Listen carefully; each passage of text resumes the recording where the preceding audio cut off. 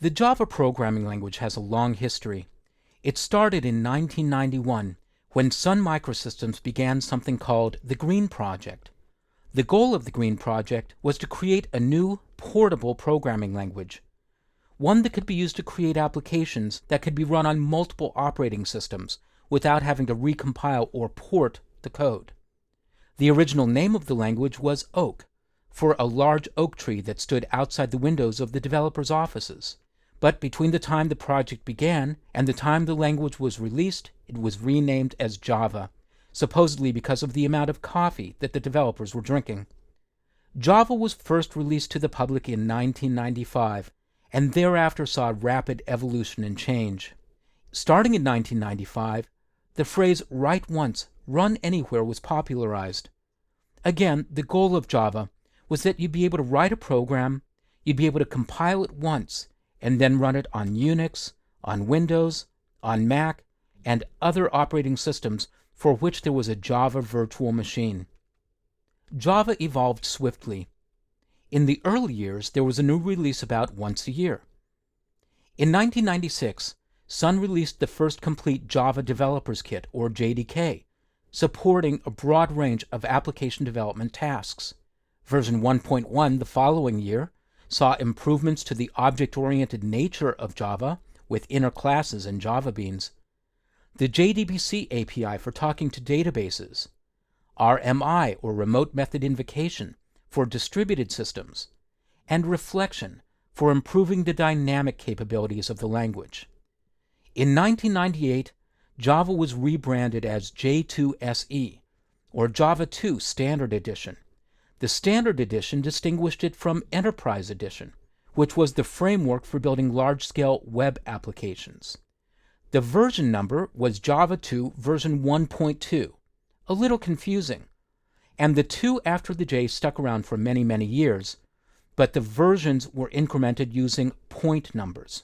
Java 2 SE 1.2 included the Swing graphical API for building desktop applications, the Collections framework for managing multiple data elements, and new tools including the just-in-time compiler and the Java plugin, which standardized the version of Java across web browsers. A couple of years later, J2SE 1.3 added new tools, including the Hotspot JVM, a new version of the Java Virtual Machine, the Java Sound API, and improved debugging.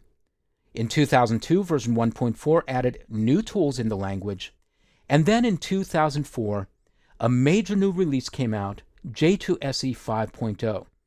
This version was known both as 1.5 and 5.0, but subsequent new releases would just use the major numbers, so it would become 5, 6, 7, and so on. J2SE 5 was a major new change for the language. A new feature called generics was implemented that let you strongly data type collection elements. Enumerations, variable arguments, and looping with for each were all improved. And in terms of language syntax, this was really the last major change to the language. Everything since then has been nibbling around the edges. In 2006, Java 6 came out.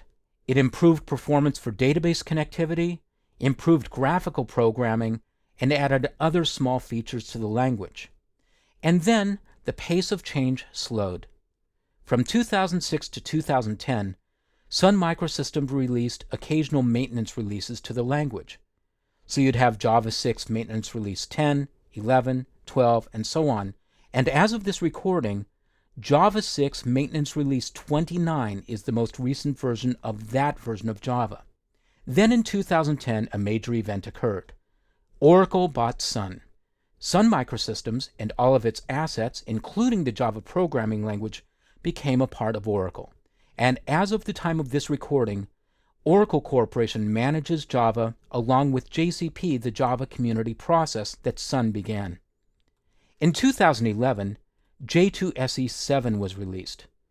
It included minor changes in the language, listed here, and some other small-scale tools.